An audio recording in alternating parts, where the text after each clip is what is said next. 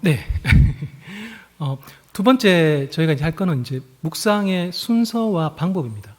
뭐 다들 이제 뭐 묵상 그리고 또 성경 공부 많은 이제 경험들이 있으신데 저희 이제 성서윤회원에서 저희가 이렇게 공식적인 어떤 폼으로 가르치는 그 내용입니다.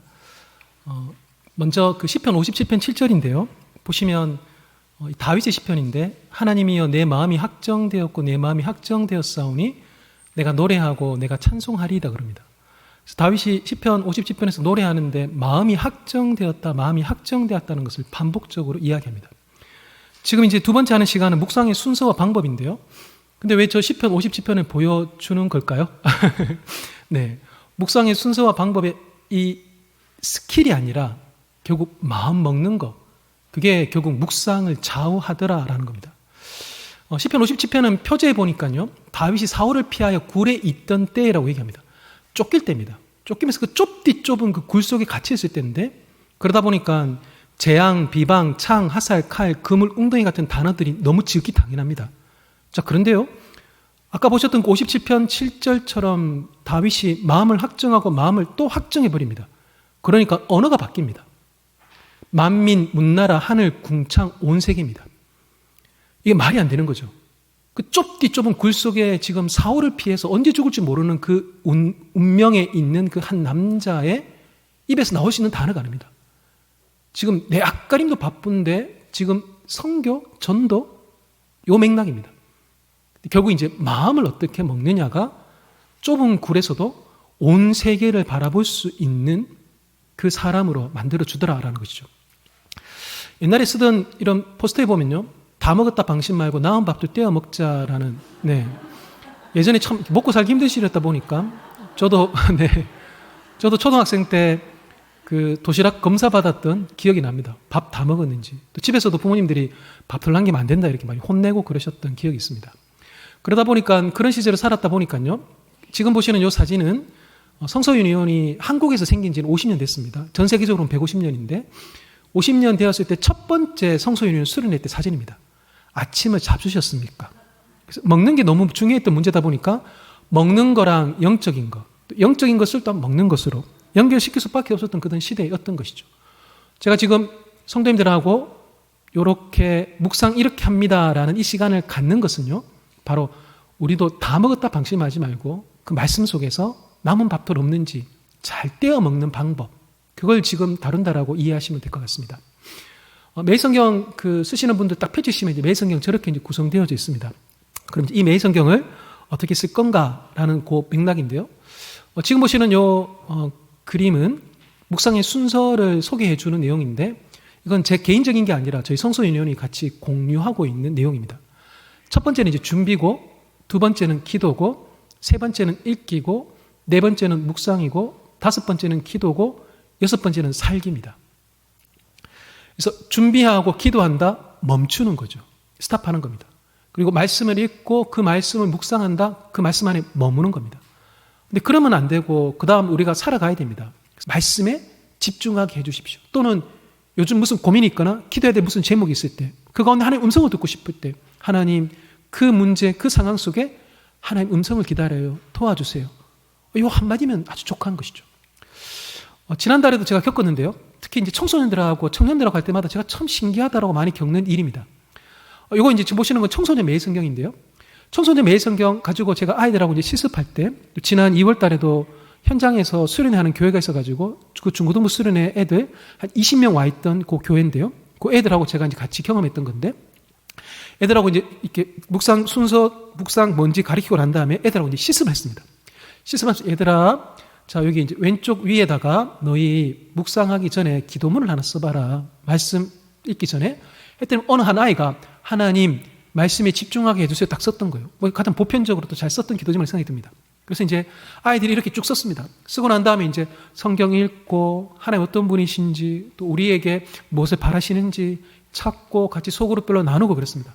이 실습 마지막 시간에 이제 제가 얘들아 너무너무 잘했다고. 자, 이제 너거 이제 마지막에 묵상 다 하고 난 다음에 너거 오른쪽 밑에 보면 그 기도문 쓰는 칸 있지. 거기에 너거 오늘 말씀에 의지하여, 오늘 말씀에 근거하여 너희가 기도하고 한 문장 적어봐라 딱 그랬습니다. 그랬더니 이제 말씀에 집중하게 해주세요라고 적었던 이 아이는 어떻게 적었냐니까요.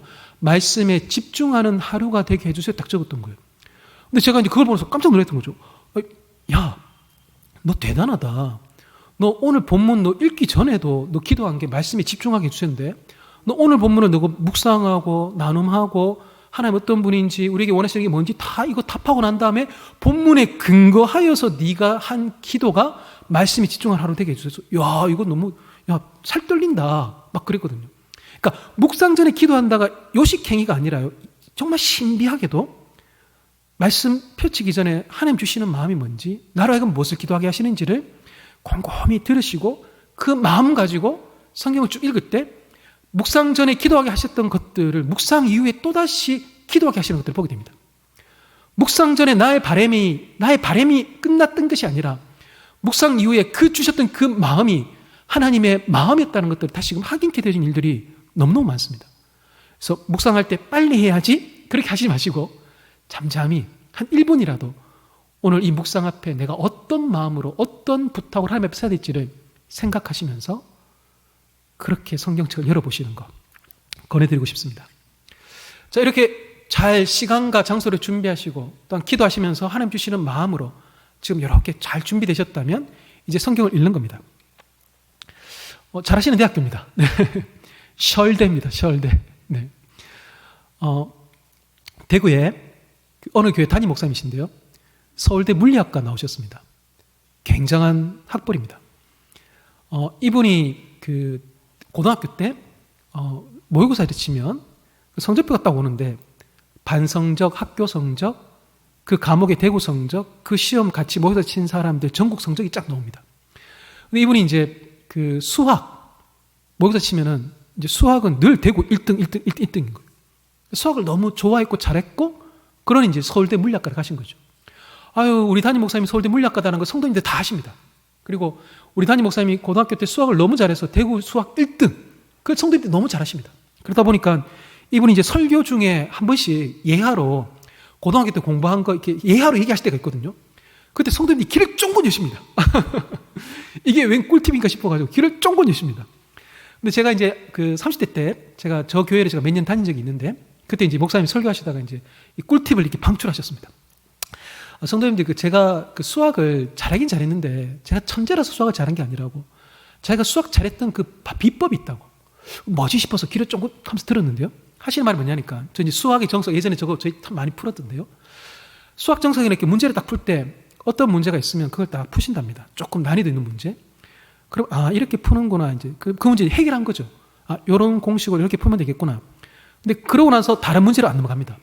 이분은요, 그 푼 문제 5분 걸렸으면 목표 3분 딱 정해서 그 문제를 수십 번 푼답니다.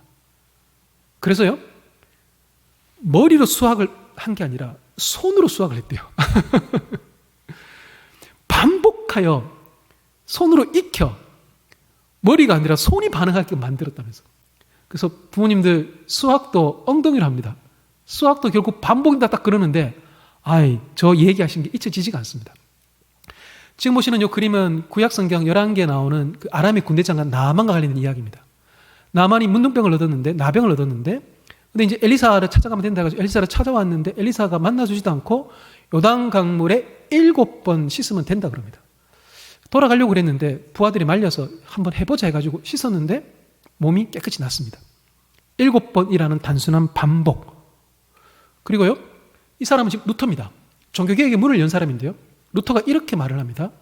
나는 바울의 그 말씀에 끈덕지게 매달렸고 아주 열렬히 바울이 원하는 것을 알고자 했다. 마침내 하나님의 자비로 밤낮으로 묵상하는 가운데 나는 그 단어들이 나오는 문맥들의 주의를 기울였다. 거기에서 성경 전체의 전혀 다른 면모가 내게 보였다라고 얘기합니다.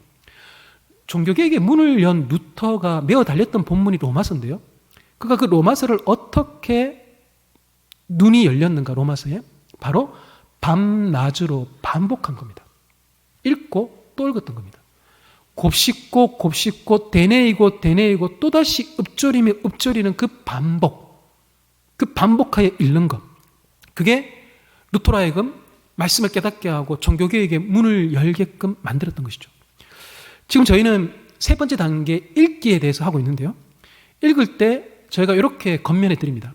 첫 번째는 소리내어서 읽으십시오. 두 번째는 밑줄 그으며 읽으십시오. 세 번째는 질문에 답하면서 읽으십시오라고 나옵니다. 그 질문은 뭐냐? 두 가지 질문인데 그건 이따가 제가 다시 말씀드리겠습니다. 소리내어서 밑줄 그으며 질문하면서 반복하여 읽으십시오라고 너무너무 힘을 다해서 그렇게 말씀을 드립니다. 보통 보시면 매성경 쓰시는 분들은 오른쪽에 성경 본문 한 번 읽고 왼쪽에 있는 해설 한 번 읽고 끝입니다. 생명상 쓰시는 분들은 성경 본문 한 번 읽고 해설 한 번 읽고 연관되어져 있는 책의 내용들이 실려져 있다 보니까 그거 읽고 끝입니다. 근데 해설 안 읽으셔도 됩니다. 오직 본문을 반복하여 읽으셔야 됩니다. 그게 바로 묵상하는 자의 태도입니다. 소리내고 밑줄 그으며 질문하며 저 방법이 중요한 것이 아니라 저런 다양한 수단들을 통해서 본문을 반복하여 읽고 있는 것이 중요합니다. 반복하여 읽으면서 다 먹었다 방심하지 말고 남은 밥들 떼어 먹자라는 것이죠. 그래서요, 소리내어 읽기를 권합니다. 그게 구약성경의 하가라는 단어인데 그 하가가 저희 말로 묵상하다라고 풀이되는데 그 의미는 작은 소리로 읊조리는 겁니다. 좀 전에 시편 77편에서 그 시인이 작은 소리로 읊조린 거, 그 묵상했던 겁니다. 묵상하다 보니까 하나님이 새롭게 인식되고 삶이 새롭게 해석되어지기 시작했더라라는 것이죠. 또 하나의 방법으로 밑줄 그으며 읽으시면 좋겠습니다라고 권합니다. 지금 보시는 것은 김해에 있는 고등학교 2학년 여자아이입니다. 지금 이제 대학생 된 아이입니다. 그 아이랑 저랑 같은 프로그램 할 때 그 아이가 자기 큐티한 걸 찍어 보내준 겁니다. 밑줄 긋고 별표하고 색연필 쓰고 권하는 거죠. 다양한 방식으로 오늘 본문을 집중하게끔 만드는 겁니다. 또 하나 이제 질문하는 겁니다. 두 가지 질문입니다. 매성에 가지는 독특함은 뭐냐? 하나님 어떤 분이십니까? 나에게 주시는 교훈은 무엇입니까? 이 두 가지 질문으로 묵상하게 하는 것이 매성이 가지고 있는 독특함인데요. 그 질문에 대한 답을 염두에 두고 본문을 읽게끔 하는 것. 그래서 어떻게 하든 본문을 반복되어 읽게끔 하는 것. 이게 굉장히 중요합니다. 자, 지금 보시는 이 그림은 계시록 나오는 내가 문 밖에 서서 두드리노니입니다. 소리내어서 읽고 밑줄 그으면서 읽고 질문하면서 읽게끔 하고 또 다른 여러 방법들로 성경 본문을 자꾸 읽게끔 하는 이유는 뭐냐면요. 그겁니다.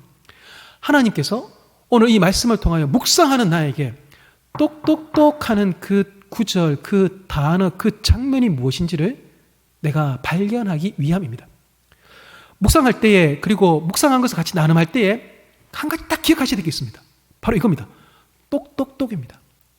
오늘 이 본문 속에서 하나님이 나에게 똑똑똑 하시는 대목은 뭔가? 어제 요나서 1장, 오늘 요나서 2장이 매성에 나오고 있습니다. 어제 요나서 1장에 그 본문 속에서 하나님 어제 저에게 유독 똑똑똑 하셨던 대목은 그 벳사람들의 노력입니다. 제가 이상하게 어제 그게 눈에 들어오면서 2장, 3장, 4장 이번 4일 동안 묵상해야 될 포인트는 이거겠구나라고 생각하게 된 게 있었습니다. 반복하여 읽기를 권하는 것은요, 바로 그 말씀 통해서 하나님 우리에게 똑똑똑 하면서 나에게 말씀하시고 나를 초대하시는 그 구절, 그 단어들의 눈 열리기를 바라기 때문인 것입니다. 자, 이렇게 읽으시면서 제가 이제 묵상하는데 매일 성경의 묵상법은 좀 독특합니다. 하나님이 어떤 분이신지에 대한 저 질문과 나에게 주시는 교훈은 무엇인지에 대한 저 두 가지의 질문으로 묵상하게끔 합니다. 그래서요, 하나님 어떤 분이십니까? 라는 그 질문에 하나님 이런 분이십니다. 왜냐하면 오늘 본문 몇 절에서 이렇게 말씀하고 있기 때문입니다. 자, 그런데요, 하나님 이런 분입니다라는 이 발견은 자연스럽게 그러면 그 하나님 이러시니 나는 어떻게 살아야 될 것인가에 대한 것으로 자연스럽게 연결됩니다. 하나님 이런 분이시니까 그래서 나도 이래야 되겠네요 라는 이 질문에 대한 반응들인 것이죠. 그래서 매성경 펴주시면 오른쪽에 저 성경 본문이 있는데 그 옆에 하나님 어떤 분이신지 우리에게 주시는 교훈은 무엇인지에 대한 그 질문이 담겨져 있습니다. 그래서 저 본문 옆에 있는 여러 그 공간들 속에 하나님 이런 분이시구나를 찾게끔 이 본문 통해서 교훈 이런 거 주시구나 찾게끔 하는 것이죠. 오른쪽에도 묵상 해설에도 크게 두 개입니다. 하나님 이런 분입니다라는 그 묵상 해설, 또한 우리에게 주시는 교훈은 이것입니다라는 묵상 해설. 그래서 매일 성경 읽으신 분들이 어떻게 하든 하나님께서 어떤 분이신지 우리에게 주시는 교훈은 무엇인지를 찾게끔 하는 것, 그게 매일 성경의 편집의 의도입니다. 아이고 목사님, 그럼 그 두 질문으로 이렇게 묵상하게 되어지는 성경적 근거가 있습니까? 네. 사도행전을 보시면 사도행전에서 가장 유명하고 중요한 사건이 뭘 것 같습니까? 라고 여쭈면 아마 대부분 오순절날 성령 그 역사한, 성령 강림한 거, 그거 얘기하실 겁니다. 물론 그 사건 너무너무 중요한 사건 맞습니다. 자, 그런데요, 1장부터 28장까지에 무려 3번이나 반복되는 이야기가 있습니다. 그게 바로 사도 바울이 다메섹 가다가 예수님 만나는 장면입니다.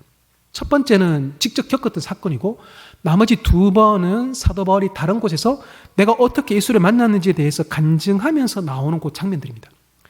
사도 바울이 다메섹 가다가 한상중에 주님 만납니다. 그때 주님과 일어났던 이야기인데요, 바울이 묻죠. 주님 누구십니까? 라고 묻습니다. 그래서 사도 바울이 이 얘기를 듣습니다. 나는 네가 박해하는 나사렛 예수다라는 답을 듣습니다. 자, 듣고 나니까 반응합니다. 주님, 그럼 내가 무엇을 해야 되겠습니까? 라고 바울이 묻자 예수님께서 일어나 다메섹으로 들어가라 라고 얘기하십니다. 인생의 중요한 질문 2가지가 바로 저겁니다. 하나님 도대체 누구십니까? 또 하나, 그 질문에 대한 답을 들었다면 하나님, 내가 무엇을 하기를 원하십니까? 이 2 질문이 우리 인생에 너무너무 소중한 질문입니다. 그래서요, 칼빈은 이렇게 얘기합니다. 칼빈의 그 기독교 강요의 첫 번째 내용입니다. 우리가 지니고 있는 지혜, 즉 참되고 건전한 지혜는 거의 모두가 2가지 부분으로 되어 있으니 곧 하나님을 아는 지식, 하나님 누구세요? 우리 자신을 아는 지식, 내가 뭘 하기를 원하세요로 구성되어져 있다라고 얘기합니다. 이 2가지는 서로 긴밀하게 연결되어져 있다라고 이야기합니다. 하나님 누군지를 발견하는 것은 곧 내 삶이 어떻게 되는지, 내 삶이 어떻게 되는지를 발견할수록 그분이 어떤 분인지를 알아나가는 것, 그게 바로 기독교 신앙의 1번인 것이죠. 이 물음표입니다. 질문은 굉장히 독특합니다. 질문은요, 희한하게 질문으로 끝나지 않습니다. 질문은 반드시 느낌표, 답으로 찾아옵니다. 희한합니다. 질문은 반드시 답으로 찾아오다 보니까 사람들이 그래서 잘 질문 안 합니다. 질문하면 답이 오니까, 답을 알면 바뀌어야 되니까, 그래서 잘 질문 안 합니다. 그래서요, 성경은 우리를 끊임없이 질문하는 자리로 초대합니다. 하나님 누구시지? 그래서 내가 어떻게 살기를 원하시지? 요청하시는 것이죠. 대본교회가 저는 질문하는 교회가 되면 좋겠습니다. 2022년에 우리 교회 가운데, 내가 섬기는 저 성도님 가운데, 이 민족 가운데 하나님 어떤 분이십니까? 라고 물으시면 좋겠습니다. 그러면서 그 질문 속에서 하나님 어떤 분인지를 아셨다면, 내가 해야 될 일은 무엇인가요? 라고 또 물으시면서 하나님의 음성을 듣고 가시는 성도님들 교회가 되면 좋겠다는 것이죠. 교회의 크기는요, 성도의 숫자와 그리고 재정의 능력, 그리고 요즘은 이제 주차장의 크기, 그리고 요즘은 카페의 크기입니다. 그런데요, 교회의 진정한 크기는 말씀 앞에 이 질문을 던지는 크기입니다. 하나님이 누구신지를 던지는 교회가 진정 큰 교회이고, 그 하나님 앞에 내가 어떻게 살지를 묻고 듣는 교회가 진정 하나님 앞에 큰 기둥 같은 교회들인 것이죠. 감히 물으심으로 하나님 앞에서 큰 교회가 대본교회 되기를 소망합니다. 이제 5번째로 이렇게 묵상하시고 난 다음에 저희가 이제 기도하게 됩니다. 묵상 전 기도는 하나님의 뜻을 발견하게 해주세요라는 맥락이었다면, 묵상 후 기도는 하나님의 뜻에 순종하게 해주세요라는 요 맥락이 될 것입니다. 그래서요, 묵상하면서는 그때 그곳에 하나님을 봤다면, 묵상하고 난 이후에 기도는 그거죠. 하나님, 이 말씀에 그때 그곳에 계셨던 하나님이 지금 여기에 나에게도 우리에게도 함께 해주시기를 구하는 것, 그게 말씀 묵상 이후 저희가 드리는 기도일 것입니다.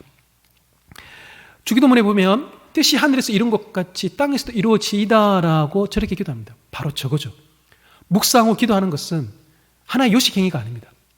묵상 전 기도가 요식행위가 아닌 것처럼 묵상 후 기도는요, 이 말씀이 오늘 나에게 그리고 우리에게 이루어지기를, 이 말씀이 성취되는 것을 그때 그 사람들이 맛봤던 것처럼, 2000년 교회사 가운데 수많은 사람들이 이 말씀이 진리임을 경험했던 것처럼, 하나님 지금 여기서 바로 이 땅에서 이루어 주십시오라는 그 요청, 간구, 또한 그 기대, 이거죠.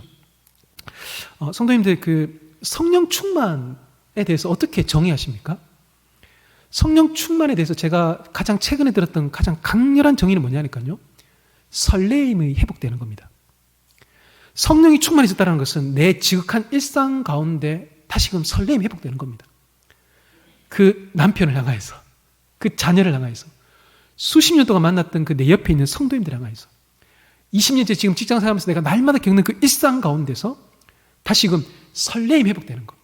이곳에 겨울이 가고 봄이 오는 하나님 나라의 새 이야기가 시작될 거야 라는 그 설렘을 갖게끔 해주는 것, 그게 말씀 묵상이고 그게 기도하면서 하나님이 우리에게 주시는 마음의 회복인 것이죠.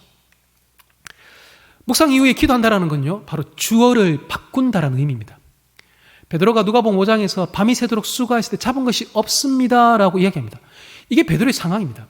지치고 피곤하고 허탈합니다. 근데 그걸 주어 삼지 않습니다. 베드로는 말씀에 의지하여라고 말하면서 예수께서 깊은 데로 나아가 그물을 던져라라고 말씀하셨던 것을 지금 그 순간에 주어로 삼습니다. 그래서 주어가 밤이 새도록 수고해서 잡은 것이 없으면 집에 가서 쉬어야 되는데, 주어가 깊은 곳에 내려가서 그물을 던지라는 것이 인생의 주어로 지금 찾아왔기에 베드로는 내가 그물을 내리겠습니다 라고 행동으로 옮기는 것입니다. 묵상 후 기도는요, 바로 저겁니다. 주어를 바꾸는 겁니다. 내 감정과 내 욕구와 내 불안과 내 갈등을 주어 삼지 아니하고 내 형편을 하나님 앞에 들이미는 것이 아니라 하나님의 말씀이 우선순위고 하나님의 뜻이 먼저입니다. 사랑이 먼저입니다. 그걸 고백해내는 그 시간, 그게 바로 묵상 후 기도에서 일어나는 일입니다. 주어가 바뀌는 것이죠. 자, 묵상 후 기도한다 했을 때요, 제가 하나 더 건면해 드리고 싶은 게 있습니다. 지금 보시면 이거 제가 이제 구글에서 본 사진 제가 캡처해 온 건데요. 어느 가정이 인터넷으로 예배를 드리고 목사님 이제 설교 이후에 이제 기도하면서 마치는 그 장면 같습니다. 그래서 목사님이 이제 설교하시고 난 다음에 이제 같이 이제 대표 기도 하시지 않습니까? 설교 이후에 한 30초나 1분 정도 기도합니다. 그때 이제 가족들이 같이 이렇게 기도하는 이 장면입니다. 지금 보시는 이 아이는 이제 저희 집 딸내미인데요. 둘째인데 지금 사진 띄우면 제가 봉변 당할 것 같아서 옛날 사진, 이제 제가 띄우는 건데요. 지금 이제 저희 딸이 지금 중3입니다. 2020년 코로나 시작될 때 얘가 이제 중1이었습니다. 그때 이제 2020년 3월달, 4월달, 5월달 다 온라인 예배 급작스럽게 바뀌어가지고 드릴 때, 그때 이제 저희 부부 주일날 교회 그 이제 오전 예배 이제 온라인으로 이제 유튜브로 저희가 예배 드리고 있었고, 저희 딸내미가 이제 중학교 1학년이었다 보니까 중등부 이제 예배 이제 저쪽에 앉아가지고 스마트폰으로 얘가 예배를 드리고 있었습니다. 이제 저희 아내가 애가 예배 드리는 그 자세가 조금 안 좋았든지 딸님이 의진인데요. 의진아, 엄마가 네 예배 다 드리고 난 다음에 중등부 목사님 오늘 설교한 거 핵심이 뭔지 내가 물어보겠다. 단도리를 시킨 거죠. 그래서 네 하더라고요. 근데 이제 제가 이제 저랑 저희 아내랑 이렇게 저희는 이제 그 주일 낮 예배 보내준 것 갖고 지금 딱 하고, 우리 딸님은 중등부 예배 스마트폰 끼고 저쪽에서 딱 하고 있는데, 제가 이렇게 봐도 얘가 잘 집중 안 하는 것 같은 거예요. 큰일 났네. 이거 예배 시간 끝나고 나서 엄마랑 딸이랑 한바탕 하겠네 싶었습니다. 그래서 이제 엄마가 딱 물었습니다. 의진아, 오늘 중등부 목사님 설교 핵심이 뭐야? 딱 물었습니다. 그러니까 우리 딸이 오늘 설교의 핵심은 이거야라고 딱 얘기하는 거예요. 깜짝 놀랐습니다. 제가 분명히 보니까 집중 안 하는 게 맞았던 것 같은데도 불구하고 이 딸이 설교의 핵심을 정확하게 딱 짚어내는 겁니다. 너무 놀랐습니다. 그랬더니 이제 우리 둘이가 놀라는 표정을 우리 딸이 딱 보고 난 다음에 하는 말이 있었습니다. 엄마, 설교 끝나고 난 다음에 목사님 하는 기도 가만히 들어보면 거기에 설교 핵심이 다 있다고. 교회생활 한 10몇 년 얘가 이제 모태신앙을 하더니만 요령이 는 거예요. 뭐 좀 대충 듣더라도 마지막에 꼭 그렇지 않습니까? 저도 설교하지만 설교 끝나고 나서 한 30초 1분 될까요? 그 시간에 그 설교 내용 다 담아내지 않습니까? 굵직굵직한 것들. 그러니까 얘가 이제 마지막에 딱 집중이 들었던 거예요. 그래서 엄마, 오늘 보면 어디 있는데 설교 주제, 핵심, 내용 요거야 딱 얘기하는 거예요. 이걸 혼낼 수도 없고. 네. 제가 요 얘기 드린 건 뭐냐면요, 바로 이겁니다. 매성경 보시면 저렇게 되어 있는데요, 오른쪽 밑에 보시면 이제 기도문 쓰게끔 되어져 있습니다. 저건 미치아 가이드 QTI는 아예 그냥 기도문이 나와 있고, 저학년 초등학생부터 시니어 매성경까지 다 저런 기도문 쓰기를 이렇게 칸을 두고 있습니다.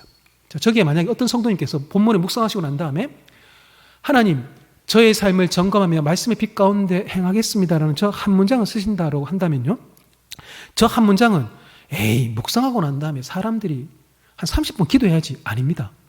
저 한 문장은요, 저 한 문장의 그 고백은요, 우리 딸이 경험했던 것처럼 또 목사님들이 설교하시고 난 다음에 그 30, 40분 설교 후에 그 30초 안에 그 핵심을 담아내는 것처럼 묵상 이후에 저 한 문장의 그 기도문을 통하여 우리의 묵상과 이 하나님 말씀의 반응들을 다 담아낼 수가 있습니다.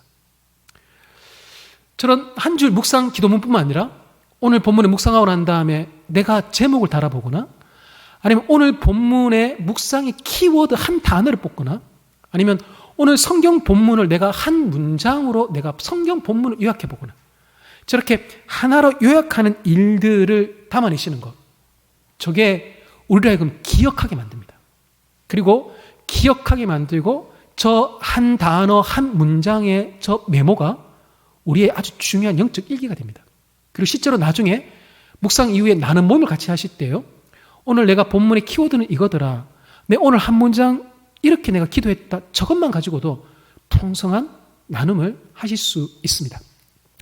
묵상 이후에 기도한다는 것은 주어를 바꾼다는 것이고, 또한 저는 한 문장의 정리를 통해서도 충분히 그 일이 가능하다는 것들을 제가 성도님들께 말씀드리고 있습니다. 이제 마지막입니다. 저렇게 이제 묵상하고 난 다음에 이제 저희가 이제 살아가는 겁니다. 산다는 건 이런 거죠. 간중이 아니라 선수로 뛰겠다는 겁니다. 묵상하고 난 다음에 살아간다는 것은 저 먼 곳에서 그냥 내가 돈 내고 관람하듯이 재밌네 그렇게 끝내는 것이 아니라 내가 저 그라운드에 내려가서 선수로 뛴다라는 그 의미인 거죠. 근데 저희가 묵상하고 난 다음에 저희가 살아갈 때 선수로 뛰게 될 대부분의 내용들이 어떤 건가요? 가만히 생각해 보면요, 바로 저겁니다. 사랑하는 일입니다. 내 자신을, 내 이웃을, 또한 우리 교회를, 하나님을 사랑하는 일. 예수님께서 돌아가시기 전날 제자들에게 주셨던 말씀입니다. 새 계명을 너희에게 주노니 서로 사랑해라. 내가 너희를 사랑한 것 같이 너희도 서로 사랑하라. 너희가 서로 사랑하면 이로써 모든 사람이 너희가 내 제자인 줄 알리다라고 이 유명한 말씀을 남기십니다. 예수님이 저 말씀을 남기시는데요, 저 말씀 앞과 뒤에 보니까요, 저 말씀을 하시는 그 앞에 지금 이야기하십니다. 저 말씀을 하시고 난 다음에 지금은 이야기하시고, 베드로가 지금은 이라는 현재 바로 지금을 강조하는 맥락 가운데 있습니다. 사랑해야 된다는 걸 모르지 않습니다. 그런데요, 저 사랑을 감싸고 있는 시점이 있습니다. 바로 지금입니다. 지금. 말씀 묵상할 사람들이 살아갈 때에 머뭇거리지 않습니다. 피하지 않습니다. 회피하지 않습니다. 방관하지 않습니다. 핑계대지 않습니다. 하나님, 내 지금 할게요. 그게 묵상에서 나왔던 결단이고, 그게 오늘의 내 삶 속에서 이루어지게끔 돕는 것, 그 하나님 뜻에 내가 수종드는 것, 그 하나님 뜻을 외면하지 아니하고 한나처럼 마리아처럼 받아들이는 것, 주의 여정이 오니 주의 말씀이 이루어지이다라는 그 고백, 바로 지금인 것이죠. 지금 보시는 이 목사님은 그 서울의 우리들 교회의 김양재 목사님입니다. 큐티 교회로 굉장히 유명한 교회입니다. 이분이 쓰신 첫 번째 책이 이제 날마다 큐티하는 여자인데요, 저는 이제 이분 직접 뵌 적이 없습니다. 제가 이제 저 책 통해서 제가 이분을 처음 알게 되었는데요, 저 책에 보면 김양재 목사님 자기가 겪었던 일에 대해서 이야기하십니다. 이분이 이제 서울대 음대를 나오셨는데요, 남편 이제 결혼했는데 이게 산부인과 의사입니다. 어느 날 남편이 이제 출근하는데 토요일 날 뭐 잘 가면서 잘 출근했습니다. 근데 토요일 날 오후에 이제 병원에서 전화가 오는데 사모님 큰일 났다고, 원장님 몸이 좀 이상하다고. 그래서 이 김양재 목사님이 그때는 이제 집사님이셨겠죠. 부랴부랴 이제 병원에 갔더니만 아침에 멀쩡하게 출근했던 그 의사인 남편이 지금 완전히 초죽음 상태인 겁니다. 뭔 일인가 싶어가지고 보니까 검사를 해보니까 이 간에 이 대동맥이 파열이 된 겁니다. 간암 말기였던 거죠. 그게 이제 침묵의 장기지 않습니까? 그래서 모른 채로 왔던 거죠. 의사인데도 불구하고. 그래서 이제 큰 병원에 지금 가가지고 검사를 막 해보니까 검사 데이터가 딱 나오니까 본인이 의사니까 잘 알지 않습니까? 아, 이거 얼마 남았구나. 본인이 이제 직감하신 거죠. 그래서 옆에서 지금 난리 난 상황인 거죠. 그래서 이제 요즘은 보통 이제 병원에서 많이 임종하시는데요, 이제 저 때는 이제 집에서 임종하시는 분들이 좀 계실 때였던 것 같습니다. 그러니까 이제 집으로 가자 그랬던 거예요. 그래서 이제 그 토요일 날 이제 밤 늦은 시간에 이제 집으로 오신 거예요. 집으로 오시고 그 다음 날 주일인데요, 그 다음에 주일 날 오전에 이제 남편이 이제 결국 소천하게 됩니다.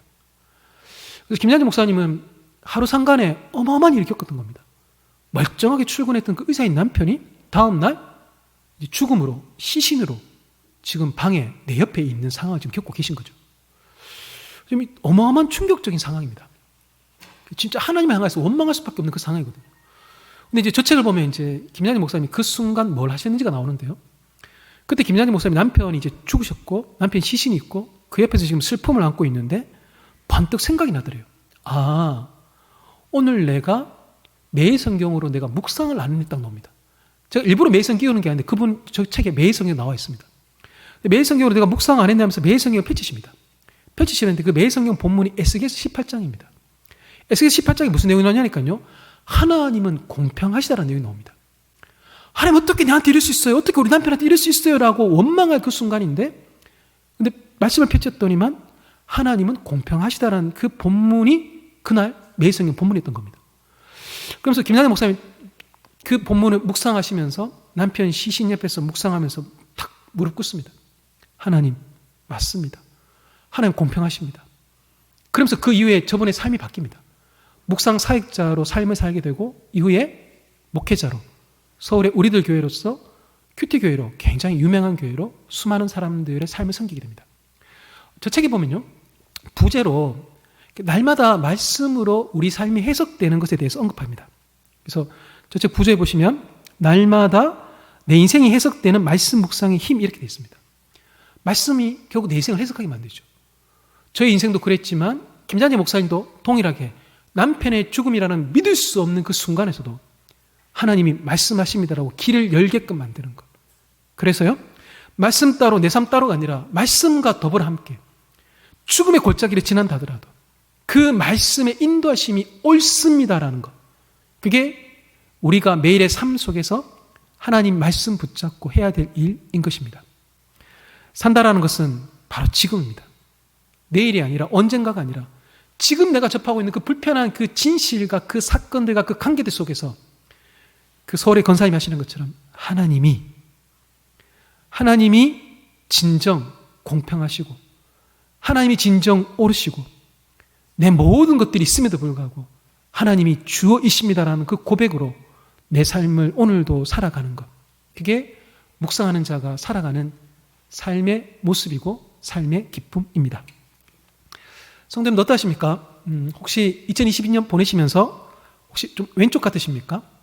가다가 다시 돌아오고 가지 못한 채 동서남북 어디로 가야 될지 가긴 가는데 점선처럼 확신이 없고 잘 간 줄 알았는데 다시금 유턴해서 돌아와야 되고 혹시 어떠신지 모르겠습니다.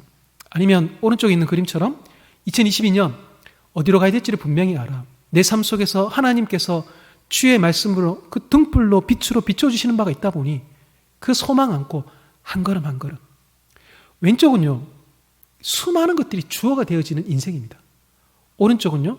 바로 하나님이 인생의 주어가 되어진 인생입니다. 성도님들 말씀 묵상으로 하나님을 주어 삼으시기를 소망합니다. 또한 대본교회가 다 함께 그 유일하신 여호와 하나님을 우리 교회의 주어로 삼으시는 그런 복된 교회 되기를 소망합니다. 오늘 두 번째 시간 저랑 이걸 하셨습니다. 묵상의 순서와 방법입니다. 준비하고 기도하고 읽고 묵상하고 기도하고 사는 겁니다. 준비하기부터 시작해서 살아가시는 그 모든 순간순간들 가운데 하나님이 삶의 주어 되시는 그 기쁨, 우리 이야기를 새롭게 만들어주시는 그 은혜가 차고 넘치는 성도인들 되시기를 우리 주님의 이름으로 축복합니다. 기도하겠습니다. 하나님 아버지, 오늘 두 번째 시간으로 말씀 묵상의 순서와 방법에 대해서 나누었습니다. 우리 성도님들께서 마음을 잘 정하실 수 있도록 도와주십시오. 말씀을 한 번 읽고 두 번 읽고 반복되어 읽는 그 기쁨을 맛볼 수 있도록 도와주십시오. 우리가 던지는 무수한 많은 질문들 앞에 하나님이 응답하시는 것을 경험할 뿐만 아니라 그 주고받음 속에 결국 주님이 우리 인생의 주인 되심을 고백하는 그 기도와 그 삶을 살아가시는 복된 성도님들, 복된 대본교회 되도록 은혜를 내리워 주시옵소서. 예수님 이름으로 기도드립니다. 아멘. 감사합니다.